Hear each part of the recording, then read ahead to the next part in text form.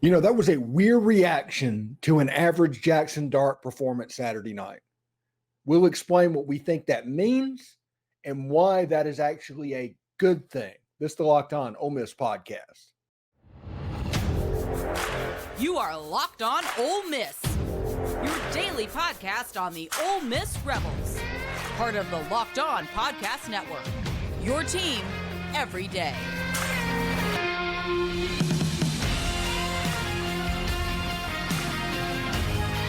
Thanks again for making the Locked On Ole Miss podcast your first listen every day. We're free and available wherever you get your podcast and on YouTube. We're part of the Locked On Podcast Network, your team every day. Hey, SiriusXM, the channel was going to be released. They do not release the schedule at this point, or at least it's not on my internet. Whenever it's there, I'll let you know where you can listen to David Kellerman, the Ole Miss hometown broadcast on SiriusXM or on the SXM app, searching Ole Miss Rebels. Hello, I'm Stephen Willis, and this is the Locked On Ole Miss podcast. And I do want to let you know that today's episode is brought to you by Prize Picks. Go to prizepicks.com/LockedOnCollege and use code LockedOnCollege. That's all one word for a first deposit match up to $100. That's daily fantasy sports made easy. It's a really weird situation coming into the end. We're going to talk about a few of the things that we learned, and we're going to talk about the calamity that is just essentially the AP poll and what exactly are they trying to do, because it just doesn't make sense, because they're just out there. They're completely there with their bias at the moment. They're praying that Georgia loses a football game so there will be no SEC teams in the playoff. And I'll talk about that in a little bit later. But right now, there's a weird reaction that has been going on all weekend about Jaxson Dart's performance. And we'll talk about that in just a little bit. But first, I'll let you know what we're going to do today as well. So what we learned, the reaction to Jaxson Dart of an off day is weird. And it is a weird, very weird point of view that is coming across. This football team is evolving because the defense is playing so well. That's another point that we're going to talk about.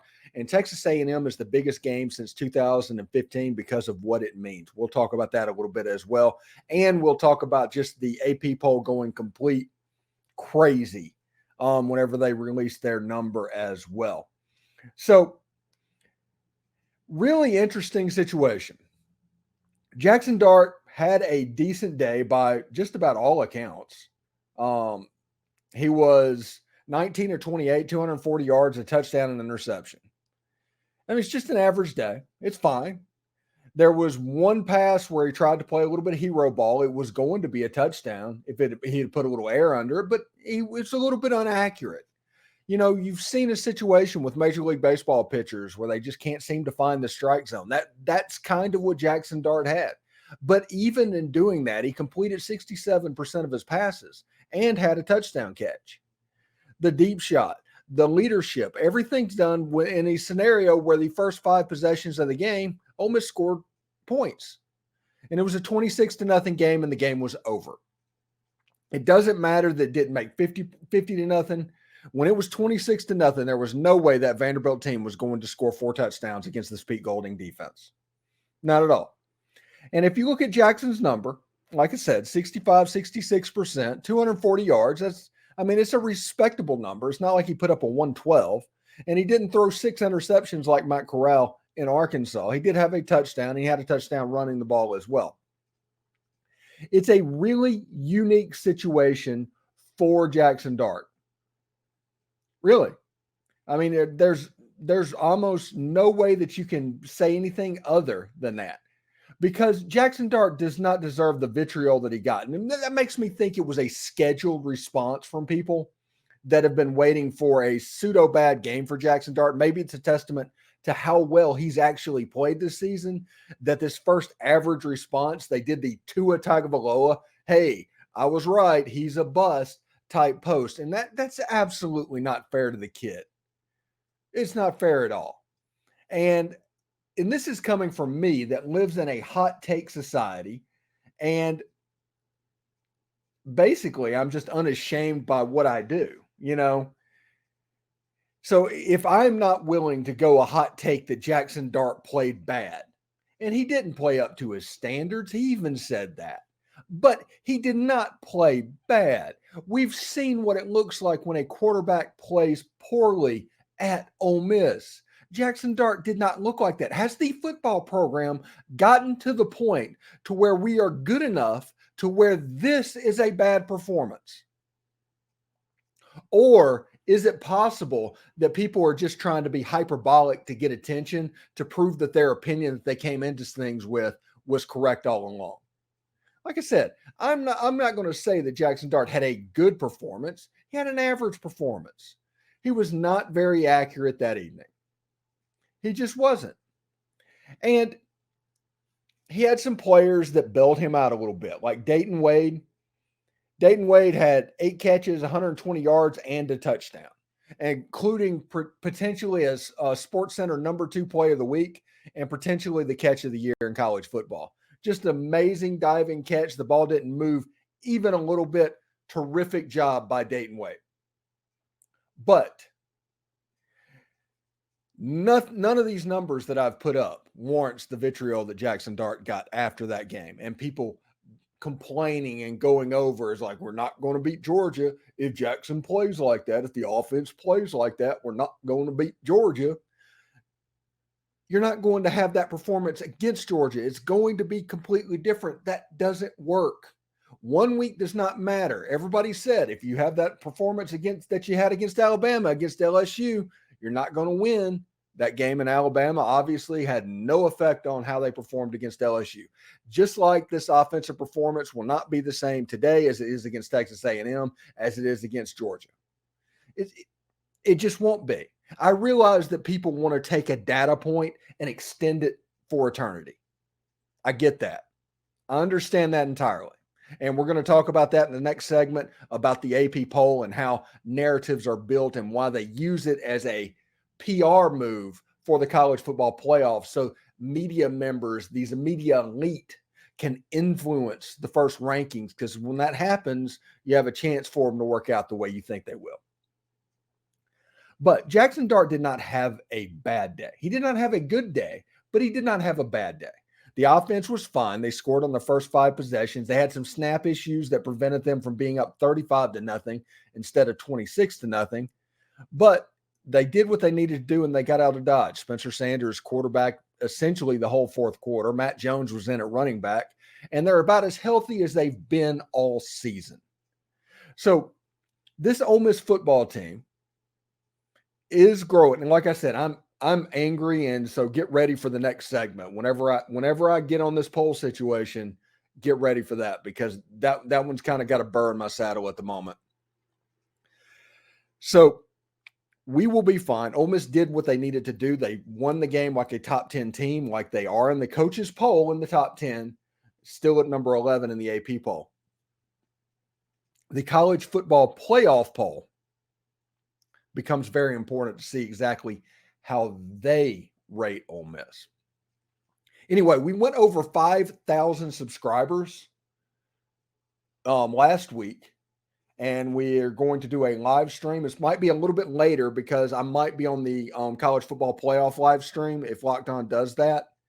So it might be, instead of 7 o'clock, it could be at like 8:30. So just be patient about Tuesday night, tomorrow night. And we will talk about where Ole Miss landed there. And I'm sure I will bitch a whole bunch about wherever they put them. If this AP poll had the influence that I think it has for these introductory rankings, where people are just kind of phoning it in because it's a made-for-TV event and you're trying to get to the end, we'll see exactly how that goes. My big fear is they're setting this up for Ole Miss to beat Georgia and the SEC to be left out of the playoff, because Bama has 2 losses. Ole Miss finishes up at like 5th or 6th, and Georgia ends up at like 7th. That is my fear of what the media is trying to build in this situation. Anyway, I do want to let you know that today's show is brought to you by Athletic Brewing Company, and it's time for the game changer of the week for Athletic Brewing Company. And it's important to know that just like Jared Ivey, the Athletic Brewing Company has completely changed the non-alcoholic beer game. They make non-alcoholic beers that actually taste good. Jared Ivey really made his presence known with 2.5 sacks and was an overall menace for an Ole Miss defensive unit that is coming pretty good, honestly. And speaking of good, Athletic Brewing has like over 50 styles of craft beers that wins competitions. Their non-alcoholic beers include IPAs, golden sours, and more. It's fit for all time. And they're constantly releasing limited edition experimental styles to their variety. That's pretty cool indeed. So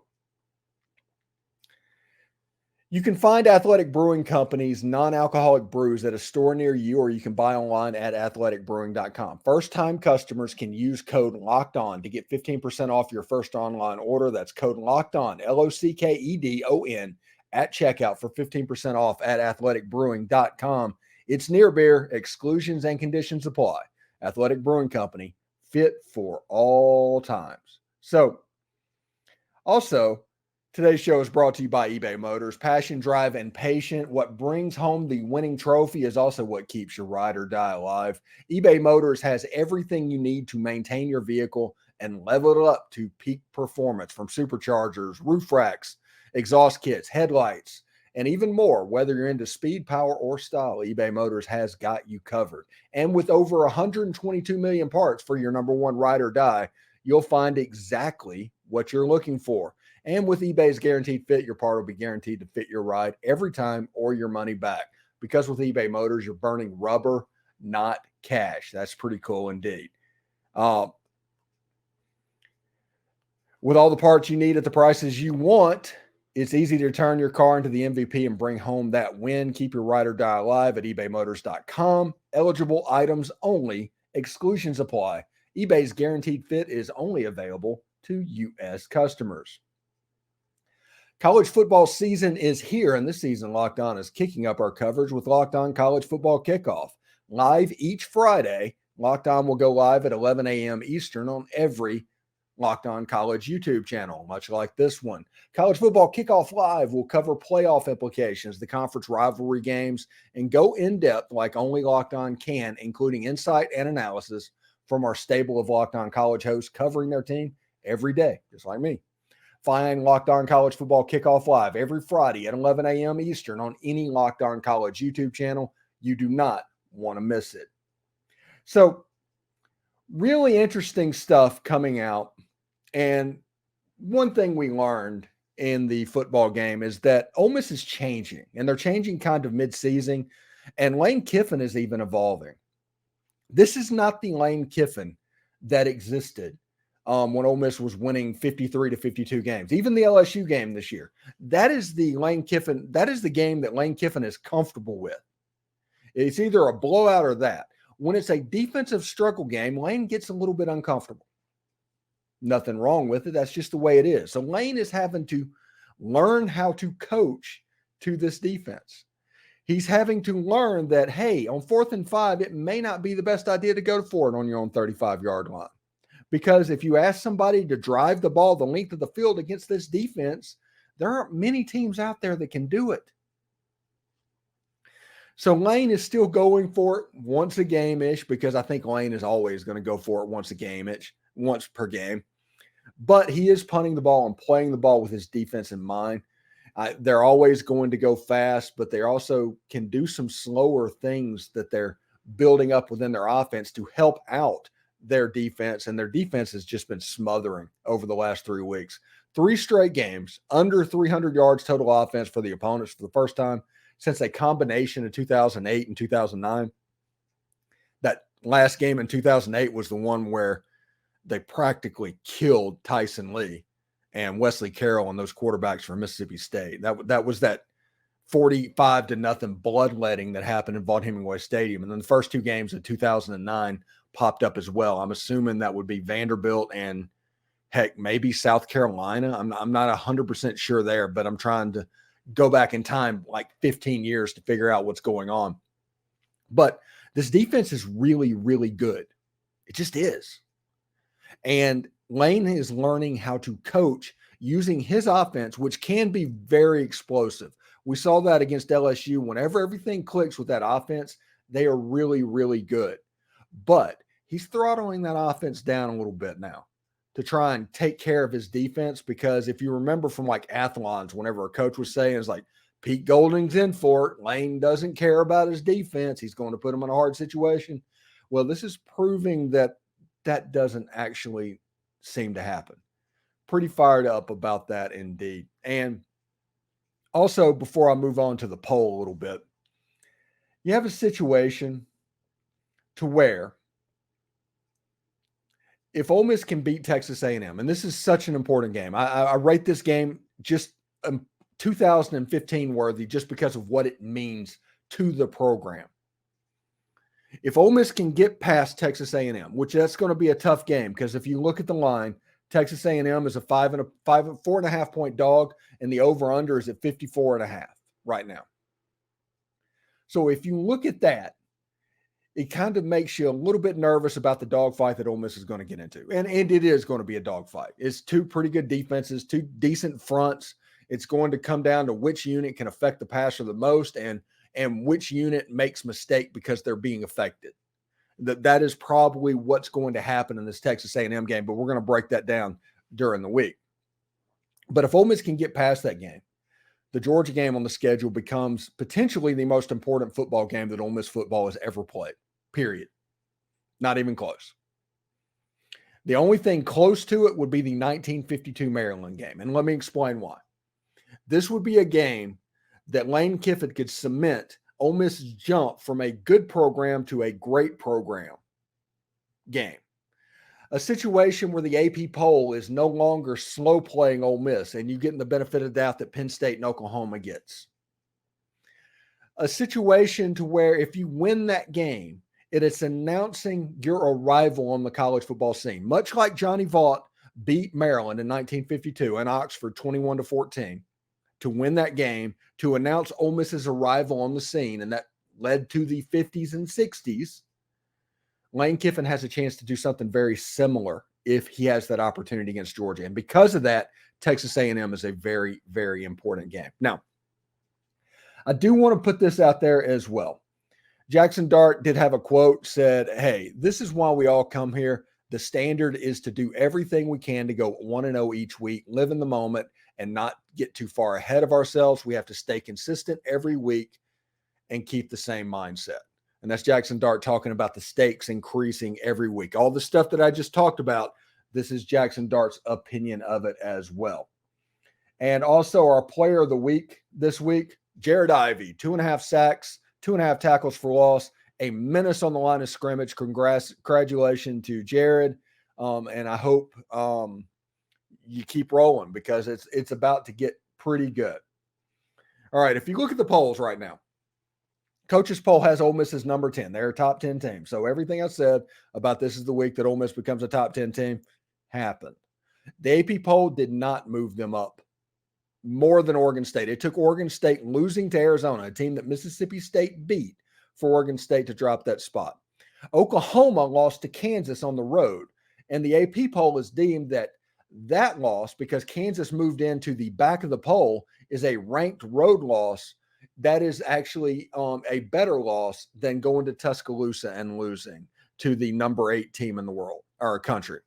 And if you look at Alabama, Alabama was in this number 11 spot for like 4 weeks. Since the Texas loss, they put them in the number 11 spot, and they finally are starting to move forward because you look at narratives that have been built by the AP, and that is the SEC is down, the Pac-12 is awesome, and yada, yada, yada. Now, once we get to the meat of the season, once we get to this important time that we actually care about, you look up and like 7 of the top 14 teams are 2024 SEC teams. That's including Oklahoma and Texas. The Pac-12 is falling by the wayside. These teams that were so good early are disappearing, and it looks like it's only an Oregon and Washington type league. USC is absolutely fraudulent at this point. They're still ranked at the moment. And you look at these Pac-12 teams staying in there, it's because they set the narrative at the beginning of the season that the SEC is down. Look at these wins. But when you look at it, Colorado beat TCU because TCU is garbage. And the rest of the Pac-12 schools, they're okay, but Washington's flirting with death and losing a game. They almost dropped one to Stanford, and the week before they almost got by Arizona State. You've got Oregon, who's playing pretty well. Utah doesn't have a quarterback. Oregon State, make some of the most baffling decisions I've ever seen. Can we just say that the Pac-12 is what we thought they were? They just are. They are what we thought they were in respect to Herm Edwards. The SEC is at the level that it's getting back to where it always is. And I think that's scaring the hell out of the AP media. So they're slow ranking them, and they're praying that Georgia loses so that the SEC cannot have a team in the playoff. Now, don't get me wrong. I don't care. I'm not a carry the flag SEC person, but everybody else puts the SEC in the same category. So I'm going to put it in for this situation. The SEC is vilified by the Big Ten, and which, by the way, the Big Ten is some slimy stuff right now. If you look at what's happened in the Big Ten in the last 15 years, they need to be quiet about doing it the right way. What they did to the Pac-12, they need to be quiet about doing it the right way. Turns out the Big Ten was the big bad that everybody thought the SEC was. And the SEC is the one that was just, hey, giving prosperity to everyone. We're winning our national championships. Enjoy it. Enjoy playing Wisconsin and Indianapolis in the Big 12 championship, Ohio State. Anyway, when we come back, we are going to go over the lines for next week. Should be pretty good. Right now, though, I do want to let you know that today's show is brought to you by Prize Picks. You know, Prize Picks is the most fun that I've had, winning like up to 25 times my money this football season. You just select 2 or more players, pick more or less than their projected stats, and place your entry. Click, click, boom, boom, 60 seconds, you're out of there. Prize Picks offers weekly promotions that can lead to bigger payouts too, like Taco Tuesday. Each Tuesday, Prize Picks discounts a select player's projections up to 25% to provide even more value. And you can do things like use Apple Pay for quick and easy deposits into your account during football season. So go to prizepicks.com/lockedoncollege and use promo code LockedOnCollege. That's all one word, LOCKEDONCOLLEGE, for a first deposit match up to $100. And again, go to prizepicks.com/lockedoncollege and use code LockedOnCollege, all one word, for a first deposit matchup up to $100. Daily fantasy sports made easy. Do want to remind everybody that while we have gone over 5,000 subscribers to the YouTube channel, we're trying to get to 6,000. Once we get to 6,000 subscribers, we will start doing a remote broadcast. For instance, like if Ole Miss plays in the Orange Bowl or the Citrus Bowl, or maybe even the Army All-American Bowl. If we have 6,000 subscribers, I will be doing a remote broadcast from the site as well. So that's something I'm looking forward to. And if you have subscribed, please tell a friend to subscribe. And also, if you listen to the podcast on Spotify or iTunes or any of those podcatchers, go over to the YouTube page and give us a subscription. We'd appreciate that very much. And it should be a lot of fun. Anyway, big week. We finally have 8 games again on the SEC slate. And let's talk about them real quick. Arkansas is at Florida. This is the Veterans Day game where Florida is wearing all black. Whenever you have colors as beautiful as Florida's colors and you choose to wear, basically, I don't know if black is like the culmination of every color or the lack of any color. I forget which one it is. White is one and black is the other. But whenever you have that blue and orange, that brilliantness, and just kind of muck it up by going all black, I am never going to be on board with that. That is a problem. If you want to do something, break out the blue helmets. They're fire. Those F helmets are amazing. Jacksonville State is at South Carolina, and this is a problem for the Gamecocks. Gamecocks are favored by 14.5 points. South Carolina will probably win the game. They will. But Jacksonville State has been a really good football program in their first year in Division I, and they're winning games. They're like 6-2 right now. South Carolina is not very good. They have all kinds of problems on the line. Rich Rod has the team going right now, the Jacksonville State Gamecocks. So with South Carolina on upset alert, this is one that I might just take the points, honestly, as Rich Rod is just, he's ready to cook in this one. UConn is at Tennessee, and Tennessee is a 30-point favorite. Yes, you heard me that right. Tennessee is a 30-point favorite over UConn. This is one where this might be another situation where take the points. I do not know that Joe Milton is 30 points better than any other team that they play. I don't know if Tennessee would cover being favored by 30 against Air because I just don't respect Joe Milton in that kind of way at quarterback. So we'll see exactly how that goes. Texas A&M is at Ole Miss. Ole Miss is favored by 4.5 points. The game is at 11 o'clock on ESPN.